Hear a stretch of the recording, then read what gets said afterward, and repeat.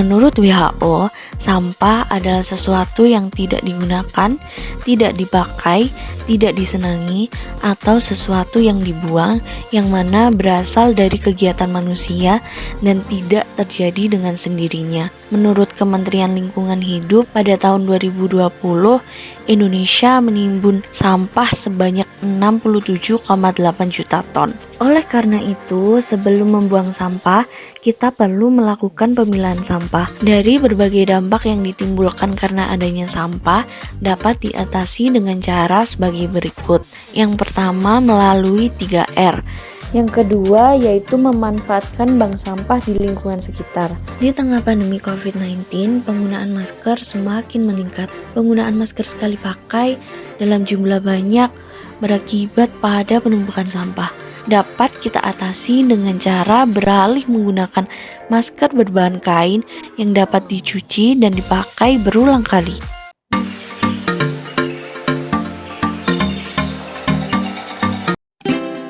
Nasionalisme merupakan paham atau ajaran untuk mencintai bangsa dan negara kita sendiri.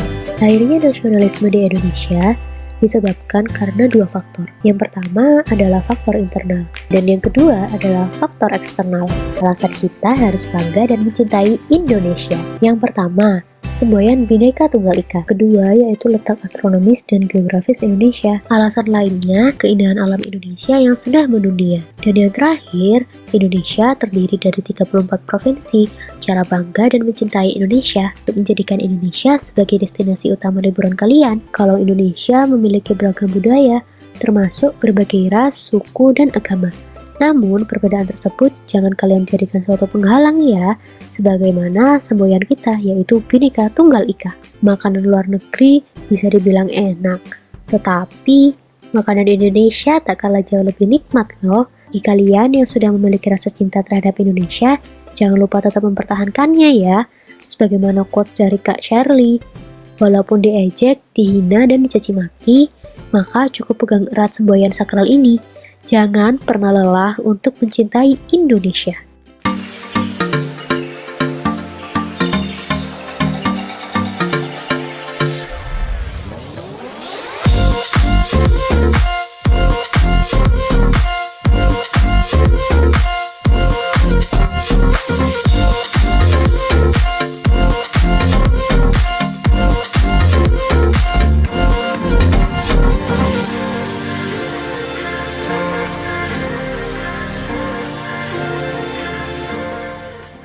Saya Elva Susanti.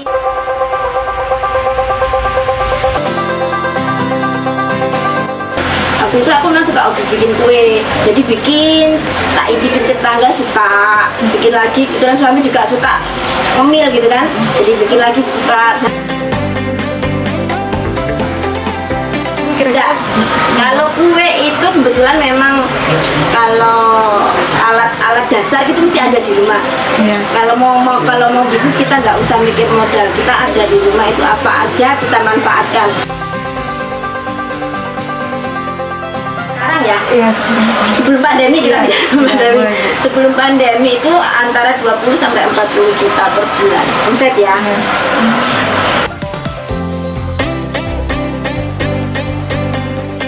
Pertama banyak dukanya. Nomor satu, nggak didukung suami untuk jualan. Karena apa, masih punya anak kecil.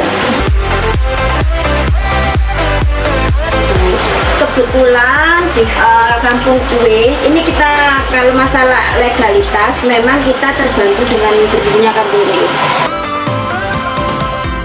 Jangan menyerah. Jangan nunggu modal banyak untuk berusaha, untuk memulai usaha. Saya benar ada beberapa media online, termasuk Instagram. Kalau saya itu lebih ke identitas produk kita.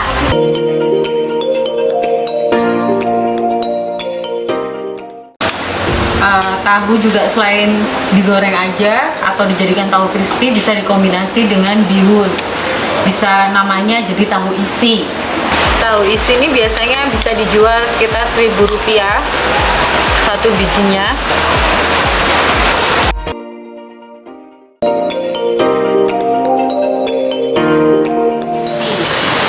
crispy terdiri dari tahu dan tepung sebagai bahannya untuk menjadikan tahu crispy.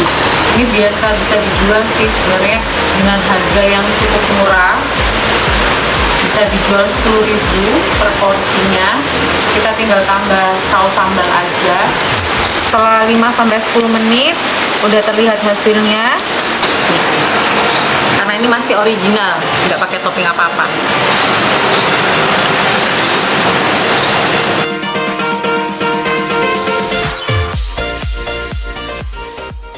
Ini bahan-bahannya mau bikin stik tahu.